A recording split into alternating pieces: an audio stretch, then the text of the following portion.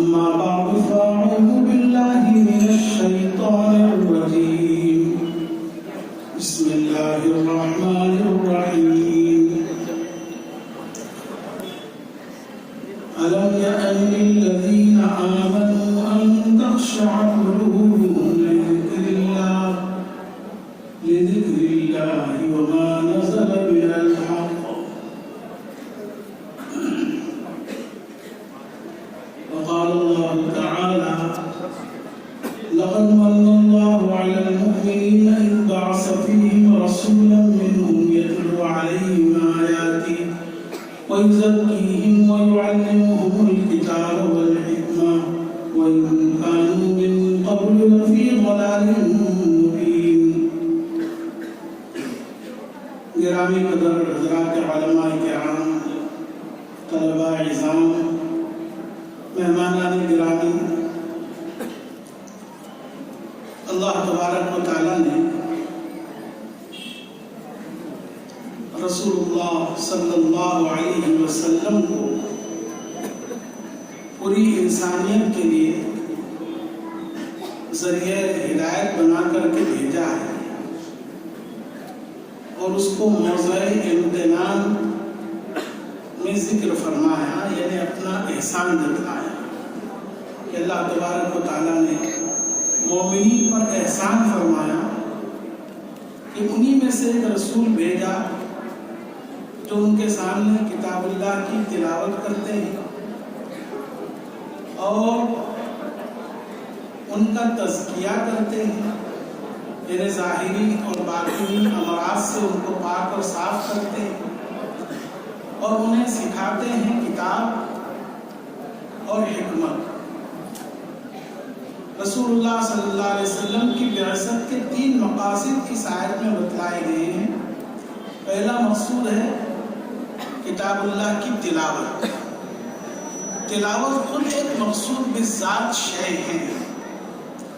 اس لیے اصول فقہ کی جو کتابیں ہمارے یہاں پڑھائی جاتی ہے، ہمارے طلباء نے نور الانوار میں پڑھا ہوگا قرآن کی تعریف کیا ہے.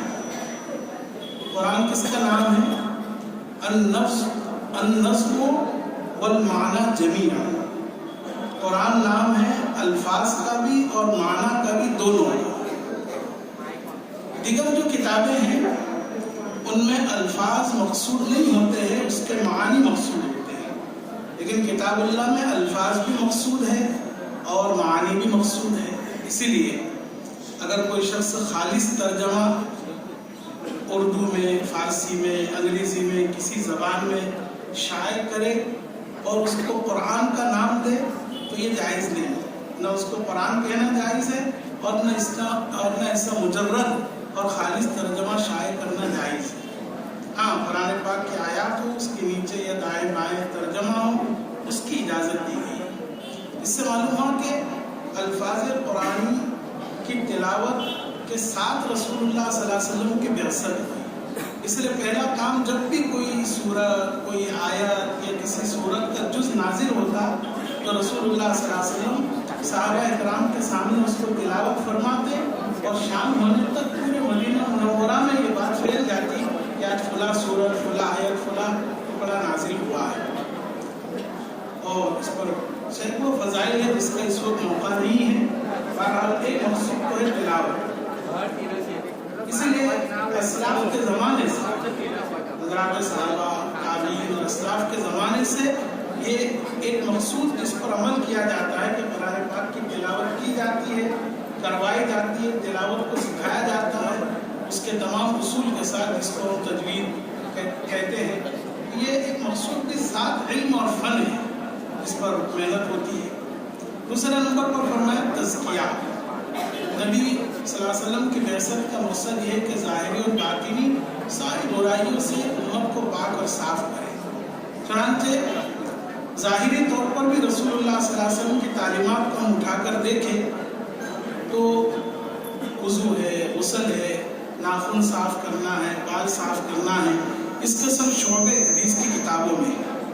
امام ابو داؤد رحمۃ اللہ علیہ نے ابو داؤد شریف میں ابتدائی کی ابو داؤد شریف کی ابواب الاستنجاء سے تو استنجاہی کے فقط انہوں نے 23 ابواب ذکر کیے، فقط 23 ابواب۔ پھر ان 23 ابواب میں احادیث کتنی ہیں؟ علامہ ابن عربی شارح ترمذی فرماتے ہیں کہ آداب استنجا اگر احادیث سے مستنبط کیا جائے، اس کو شمار کیا جائے تو 30۔ اب اندازہ لگائے کہ نظافت طہارت ہی کے آداب علماء کی احصاء کے مطابق 30 ہے۔ اور پھر باطنی امراض کا تزکیہ، کفر و شرک سے، نفاق سے، حسد سے، بغض سے، حرص سے، طمع سے، حب جاہ سے، حب مال سے، اللہ کے رسول نے کیسی تعلیمات دی کہ اس پر عمل کرے تو ظاہر میں بھی تزکیہ ہو جائے گا اور باطن میں بھی تزکیہ ہو جائے گا۔ ایک بات ضمن یاد آئی کہ رسول اللہ صلی اللہ علیہ وسلم کو ان مقاصد کے لیے بھیجا گیا، تلاوت، تزکیہ، تعلیم کتاب و حکمت، اور اللہ تعالیٰ نے حجۃ الوداع کے موقع پر نازل فرمایا الیوم اکملت لکم دینکم واتممت علیکم نعمتی، دین مکمل کر دیا گیا۔ اس سے معلوم ہوا کہ تزکیہ کا عمل بھی مکمل ہوا، جہاں تعلیم کا عمل مکمل ہوا، تزکیہ کا عمل بھی مکمل ہوا، اور یہ تزکیہ کا عمل ان نفوس قدسیہ پر ہوا جن کو صحابہ کہتے ہیں۔ اس سے معلوم ہوا کہ صحابہ کی شان میں ذرہ برابر تان تشریح کرنے کی گنجائش نہیں ہے، اس لیے کہ جب تزکیہ ان کے ذریعے پورا ہو گیا قرآنی اعتبار سے، تو کوئی صحابی ایسا نہیں ہو سکتا جس کے خلاف ہم کوئی لب کشائی کر سکے اور ایک ادنا سی انگلی بھی رکھ سکے کہ فلاں صحابی نعوذ باللہ وہ مطعون ہیں یا کہ وہ قابل تنقید۔ اس لیے حضرات صحابہ کرام بڑے بڑے رجال پر کلام کر لیں گے، لیکن جہاں کسی صحابی کا نام آتا ہے، بلکہ مجہول صحابی، کوئی تابعی روایت کرتا ہے ان صحابی، ایسا شخص جس نے حضور کی صحبت پائی، کوئی محدث تلاش نہیں کرے گا کون صحابی ہے، کیا نام ہے، اس کے کیا حالات ہے۔ جہاں صحابی آ گیا معاملہ ختم، صحابہ تو کلہم عدول۔ بہرحال ایک آپ کی بعثت کا مقصد یہ ہے تزکیہ، اور تیسرا مقصد ہے تعلیم کتاب، کتاب کو سکھانا باقاعدہ، ایک تو تلاوت کر لینا اور باقاعدہ اس کا سکھانا، اور حکمت کی بہت ساری معانی ہیں۔ جو جامع معنی ہے وہ میں عرض کرتا ہوں، حکمت کے معنی ہے سنت۔ تو آپ کی بعثت کا مقصد ہے کتاب و سنت کی تعلیم، چنانچہ اللہ کے رسول نے اس مقصد کو بھی پورا کیا، اور وہاں سے لے کر آج تک الحمدللہ یہ تلاوت اور تعلیم کتاب و حکمت کا سلسلہ ہمارے مدارس دینیہ اور مکاتب کے اندر جاری ہے۔ خصوصاً حضرات قرآ کی جماعت وہ ہے جو تلاوت اور تعلیم کتاب کے سلسلے میں محنت کرتی ہے، قابل رشک ہے، قابل مبارکباد ہے جماعت جو اس اہم مشغلے اور بعثت نبوت کے مقاصد میں سے ایک اہم مقصد کی طرف لگی ہوئی ہے۔ دوسری بات مجھے یہ عرض کرنی ہے کہ بھی اللہ تبارک و تعالیٰ کا ارشاد ہے کہ الم یعن للذین آمنوا، کہ ابھی تک ایمان والوں اور وہ وقت نہیں آیا، ان تخشع قلوبہم لذکر اللہ، کہ اللہ کے ذکر کی وجہ سے ان کے دل کانپ اٹھے، ڈر اٹھے، یا اللہ نے جو حق نازل کیا اس کی وجہ سے ان کے دل کانپ اٹھے۔ کب آئے گا وہ؟ اللہ تعالیٰ ہم سب سے مخاطب ہے۔ اب ہم قرآن پاک پڑھ رہے ہیں، پڑھا رہے ہیں، سن رہے ہیں، لیکن ہمارے قلوب کا وہ حال کیوں نہیں ہوتا ہے جو صحابہ اور اسلاف کا ہوتا ہے؟ ہمارے دل کیوں کانپ نہیں اٹھتے؟ ہمارے رونگٹے کیوں کھڑے نہیں ہوتے؟ گناہ سے نفرت کیوں نہیں ہوتی؟ جنت اور جہنم کا تذکرہ سنتے تو آنکھیں آنسو کیوں نہیں بہاتی؟ اس کے چند اسباب ہیں جس کی لمبی فہرست ہے، بہت مختصر کر کے فقط 3 سبب اس کے بتلاؤں گا، لیکن اس سے پہلے قرآن کی تاثیر کی ایک تو مختصر واقعہ بتلاتا ہوں۔ حضرت عمر بن خطاب رضی اللہ تعالیٰ عنہ راستے سے گزر رہے تھے اور ایک شخص اپنے گھر میں تلاوت کر رہے تھے سورہ طور کی، ان عذاب ربک لواقع، اس آیت پر پہنچے، ان عذاب ربک لواقع، بے شک آپ کے رب کا عذاب واقع ہونے والا ہے۔ حضرت عمر رضی اللہ عنہ نے اس آیت کو سنا، کہاں اٹھے، گھر میں آئے، 20 دن تک گھر سے باہر نہیں نکلے۔ لوگ عیادت کے لیے آتے تھے کہ حضرت بیمار ہے، بیمار کرسی کے لیے، لیکن حقیقت میں اللہ کے عذاب کا خوف کی آیت جب سنی تو ان کے رونگٹے کھڑے ہو گئے۔ لوگ سمجھ رہے تھے بیمار ہیں، وہ بیمار نہیں تھے، اللہ کے خوف اور اس آیت کے ڈر کی وجہ سے وہ کام اٹھے اور 20 دن تک گھر کے اندر پڑے رہے، نکلے ہی نہیں باہر۔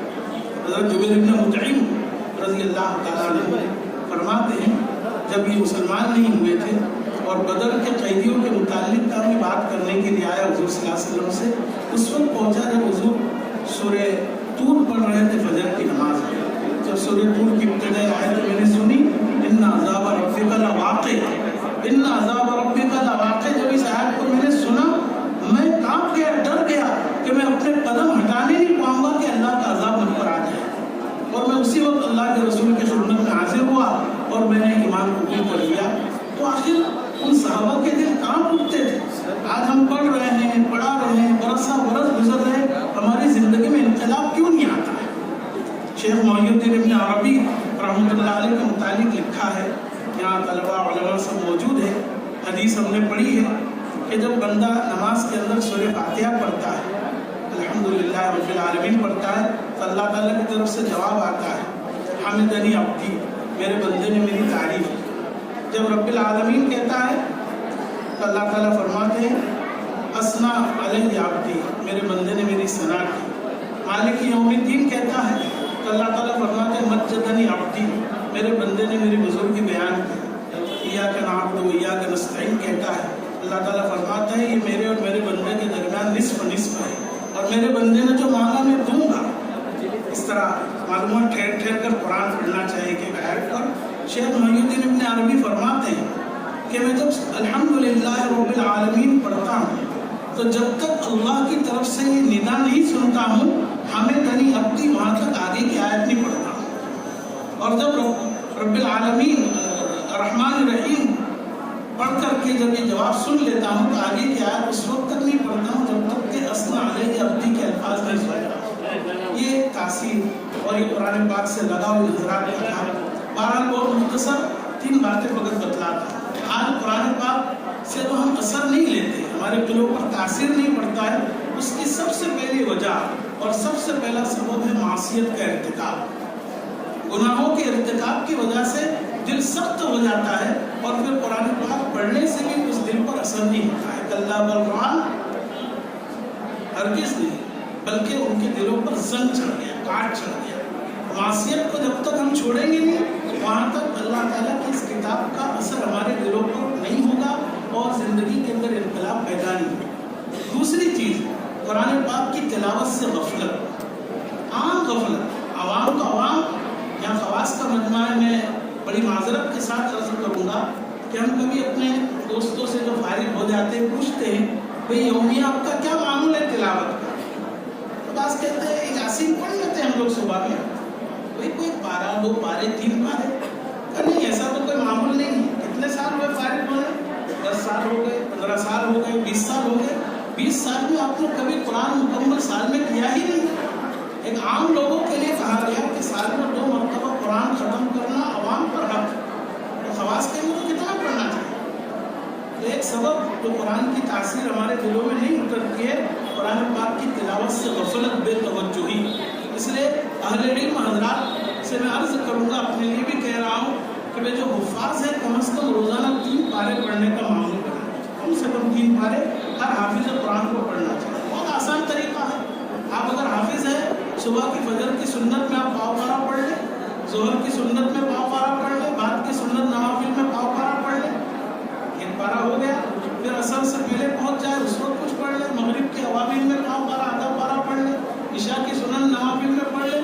فجر کی سنت سے شروع کریں گے تو عشاء کی سنن نوافل تک 3 پارے اطمینان سے ہو جائے.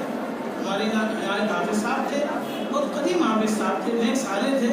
ان کا قرآن پاک کچا بھی تھا، میں تو ان کا بچہ ہی تھا، بہت فارغ ہو کر گیا تھا.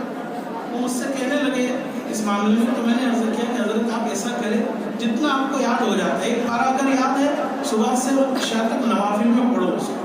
انہوں نے اس پر عمل شروع کیا، الحمدللہ چند سال میں ان کا حفظ پختہ ہو گیا. تو ہم تلاوت کا اہتمام کریں. جو غیر حافظ ہے کم سے کم 1 پارا پڑھنا اس کو ضروری ہے. تو انشاءاللہ تلاوت کا اثر ہوگا، زندگی میں انقلاب پیدا ہوگا.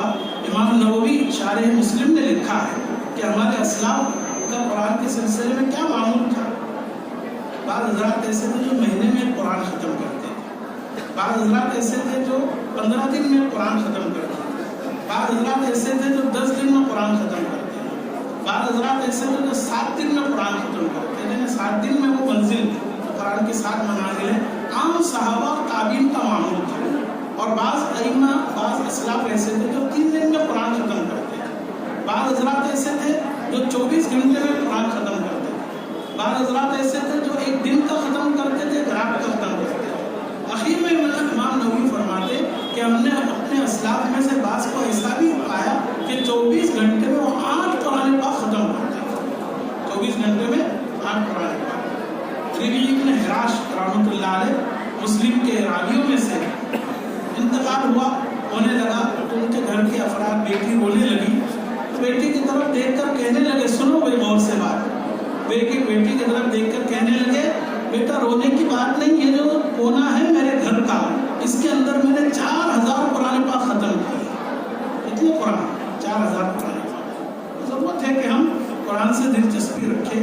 तो बहरहाल एक सबब क्या हुआ, कुरान से तिलावत, कुरान की तिलावत से बेतवज्जो गफलत की वजह से दिलों पर असर नहीं होता है। और तीसरी चीज़ आखिरत से गफलत, दुनिया को तरक्की और आखिरत की गफलत की वजह से इंसान कुरान से असर नहीं लेता है।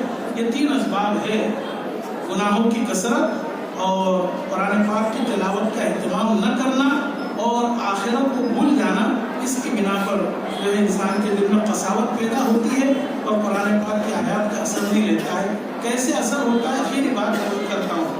अल्लामा महमूद आलूसी रहमतुल्लाह अलैह ने रूहुल मानी के अंदर लिखा है कि हज़रत हुसैन इब्न अली इब्न हुसैन, हज़रत हुसैन रज़ी अल्लाह तआला अन्हु, हज़रत अली इब्न हुसैन इब्न अली यानी हज़रत अली रज़ी अल्लाह अन्हु के पोते और हज़रत हुसैन के लड़के, वो वज़ू कर रहे थे। उनकी बानी बर्तन लेके खड़ी थी, हाथ से गिर गया बर्तन, पूरे कपड़े भीग गए, गुस्से से देखने लगे। बड़ी आलिमा थी, आज जैसी आलिमा नहीं, हकीकत में आलिमा थी। फौरन उसने कुरान पाक की आयत पढ़ी, वल काज़िमीनल गैज़, वल काज़िमीनल गैज़। मुत्तकी लोग तो होते हैं जो गुस्से को पी जाते। देखिए कुरान की तासीर और उस पर अमल। उसी मजलिस में हज़रत अली इब्न हुसैन इब्न अली ने अपनी नजरें नीची कर ली, गुस्सा पी लिया फौरन असर। उसने दूसरा टुकड़ा पढ़ा, वल आफ़ीना अनिन नास। मुत्तकी लोग माफ भी करते थे, फौरन अपनी ज़ुबान से कहा, जा तुझको मैंने माफ कर दिया। बानी बड़ी होशियार थी, सोचा तवा गर्म है, रोटी सेक लेनी चाहिए, इसलिए उसने फौरन आयत का टुकड़ा पढ़ा, वल्लाहु युहिब्बुल मुहसिनीन। अल्लाह ताला मुहसिनीन को पसंद फरमाता है। हज़रत ने फरमाया, जा अल्लाह के लिए मैंने तुझे आज़ाद कर दिया हमेशा के लिए। आयत के 3 जुज़ का असर उसी वक्त हुआ, उसी वक्त अमल किया, इसलिए कि वो लोग गुनाहों से बचते थे, तिलावत का एहतमाम करते थे, आखिरत उनकी निगाहों में दुनिया के मुकाबले में राजे थी, इसलिए फौरन अमल होता था। अल्लाह ताला इस मजलिस को खूब मुबारक फरमाए और इसके दूर तक देर तक फैज़ पल्ला आम और काम फरमाए और हमारे हज़रात क़ुर्रा-ए-इज़ाम की जो जमात आई है अल्लाह उनकी खिदमत को कबूल फरमाए। अल्लाह तबारक व तआला इसके ज़रिए कुरान की तिलावत और उसके मानी और उसके मफ़ाहीम को समझने के सिलसिले को अल्लाह जारी सारी फरमाए। माज़रत के साथ आखिर दावाना अल्हम्दुलिल्लाह।